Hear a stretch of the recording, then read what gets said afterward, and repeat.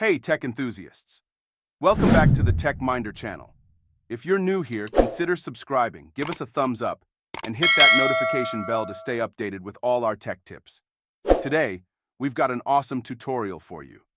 Ever struggled to recall your Wi-Fi password? Fear not. In this video, we'll guide you through finding the Wi-Fi password on your Windows computer. It's easier than you think. Let's dive in.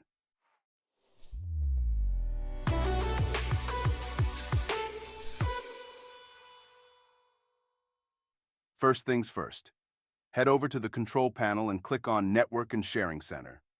In the Network and Sharing Center, click on your connected Wi-Fi network. If you find these tips helpful, give us a thumbs up. On to the juicy part. Head to the Security tab and check that magic box labeled Show Characters. If you're enjoying this, consider joining our awesome tech community. Jot down that password, and you're good to go. Connecting devices just got a whole lot easier. If you found this tutorial handy, show some love by subscribing, smashing that like button, and sharing it with your tech-savvy friends. Thanks for tuning in to the Tech Minder. Stay connected, stay subscribed, and stay awesome.